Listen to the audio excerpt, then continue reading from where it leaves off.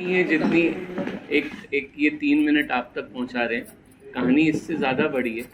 और ये जो फील, ये जो लाइन, ये जो थॉट कि जो रिंकू बोलती है कि मुझे दोनों क्यों नहीं मिल सकते, वो जितनी बोल्ड अभी दिख रही है उससे ज़्यादा डेप्थ और इमोशनल कहानी सुनने के बाद लगेगी।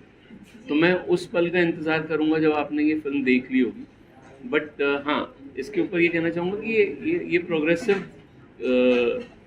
देश की निशानी है कि यहाँ की लड़की अपने फैसले कर पा रही है।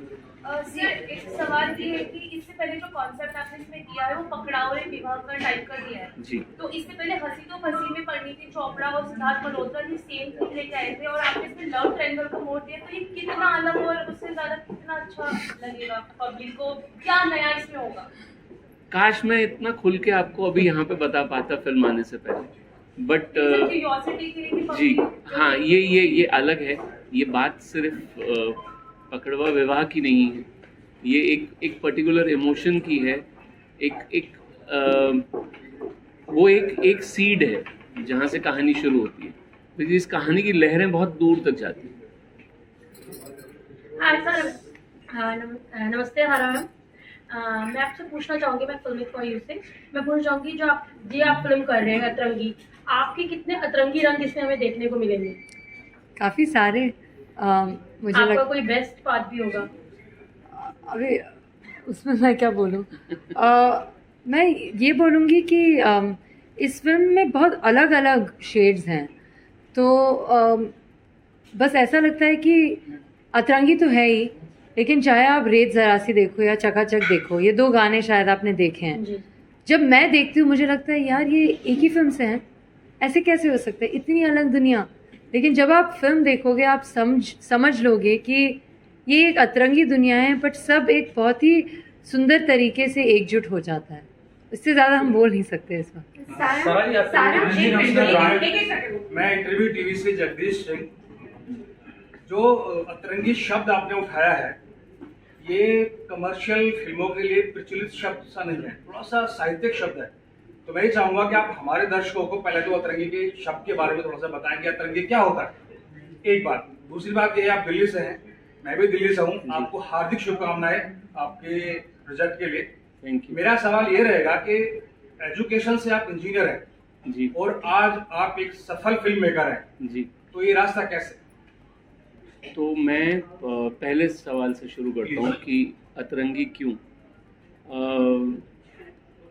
अतरंगी मैंने अपना प्रोसेस आसान कर लिया जब मैंने ये बोला कि ये इसमें जो किरदार है वो रिंकू का किरदार सारा निभाएगी। तो जो चीज़ें आपको सारा में दिखती हैं जो कि नॉर्मल नहीं है, जो कि बहुत फ़नी हैं, ये हल्की सी वियर्ड हैं, इनमें बहुत सारा प्यार है, इनमें बहुत सारा इनोसेंस है, तो मेरे लिए अतरंगी डिफाइन करना बहुत आसान हो गया जैसे ये आई। तो मैं जैसे इनसे अभी उस दिन बोल रहा था कि कुछ ऐसी चीज़ें हैं जो अतरंगी नहीं करती हो तुम अपनी रियल लाइफ में, तो वो गिनी चुनी होंगी, बाकी अदरवाइज ये पूरी की पूरी अतरंगी। और दूसरा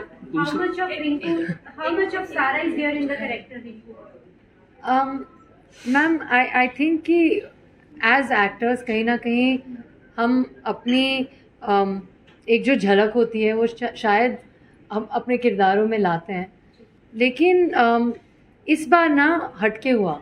बहुत बार ऐसा लगता है कि मैं थोड़ी सारा को रिंकू में लाऊंगी या थोड़ी सारा मुक्कू में लाऊंगी, लेकिन इस बार शायद आनंद जी की वजह से, शायद हिमांशु सर की रिंकू की वजह से, शायद द फैक्ट कि हमने ये फिल्म लॉकडाउन के बीच में शूट की है और कठिन था 2020, मुझे पता नहीं कारण क्या है, लेकिन मैं ये ज़रूर कहूँगी कि रिंकू के ज़रिए मैंने सारा को बेहतर समझा है।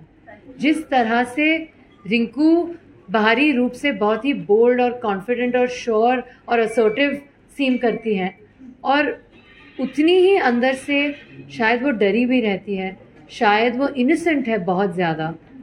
वो बात मुझ में भी है, ये बात मैं जानती नहीं थी और आनंद जी ने मुझे दिखाया है और अब मैं अनदेखा नहीं कर सकती। तो ये एक सिमिलैरिटी है जो, लेकिन ये वो बात नहीं है कि सारा रिंकू में लाई, ये बात ये है कि रिंकू ने सारा को दिखाया कि ये सारा में हमेशा से था, जो मुझे पता नहीं था, इनको पता था। जैसे कि हम जानते हैं कि अक्षय सर के रूल्स काफी पिक्यूलियर हैं, काफी स्ट्रिक्ट रूटीन है उनका, और आपका एक कैरेक्टर थोड़ा अतरंगी वाला, तो दोनों में आपस में कोऑर्डिनेशन कैसे बैठा शूटिंग के टाइम पर? देखिए ये दोनों अलग चीज़ें आप पूछ रही हैं, क्योंकि वो बहुत ही डिसिप्लिन्ड हैं, जी मैं भी रहने की कोशिश करती हूँ। हम दोनों अच्छे से जल्दी उठ जाते हैं, दोनों को जिम जाना ज़रूरी है और सेट पे जल्दी पहुंचना ज़रूरी है, क्योंकि आनंद जी हमें ब्रेकफास्ट में बहुत खिलाएंगे। अब चाहे वो धनुष सर हो या अक्षय सर हो या मैं हूँ, आनंद जी को फ़र्क नहीं पड़ता, खिलाएंगे तो बहुत। तो हमारा कर्तव्य बनता है कि हम सुबह उठ के जिम जाकर पहुंचे, तो उसमें किसी को दिक्कत नहीं थी। सरारी फिल्म की शूटिंग के दौरान ऐसा कोई खास सीन जिसमें आपको बहुत ज्यादा परेशानी हुई हो, उसके बारे में थोड़ा जानना चाहिए उसके बारे में। शूटिंग के दौरान कोई आपको सीन करते समय कोई परेशानी हुई हो, वो जानना चाहिए आपका एक्सपीरियंस। सब परेशानी तो कभी नहीं हुई, क्योंकि इसका मतलब ये नहीं है कि बहुत आसान था या बहुत सरल था। बात ये थी कि आनंद जी ने सच में बस हाथ पकड़ के he is walked me through every emotion of Rinku, और अगर मैं रिंकू की इमोशन को समझ सकती थी या समझने की कोशिश कर रही थी, तो उस वक्त मुझे तो सारा को तो कुछ फील नहीं हो रहा ना, सब रिंकू को फील हो रहा है, तो सब ही अलग था। तो उसमें मैं तुलना नहीं कर सकती कि क्या आसान था क्या मुश्किल, सब सच्चा था उतना पता है। Sarah, my question is completely different, which even you are also noticing. Society is completely against about the concept, and most of the people, they don't really accept that female is dating two male at a time. And since a decade, we have seen males, they are dating many females, and that is okay with the society and family as well. So I just want to ask you, since this is, I feel it's a kind of women empowerment you're spreading, and yes, female has a right to choose her husband and she can try anyone. So what do you want to say about it? How do you motivate females today? Yes, hum try kar sakte hain, there is nothing wrong about it. Yeah, it is just a comedy act or just for entertainment. Yeah, there is a hidden message in this movie as well. There's a big message in this movie, which you will understand when hopefully you do watch the movie. One thing I'll tell you, at least for me, this is not a feminist andolan. This is not a protest. I don't think we are trying to take a societal stand.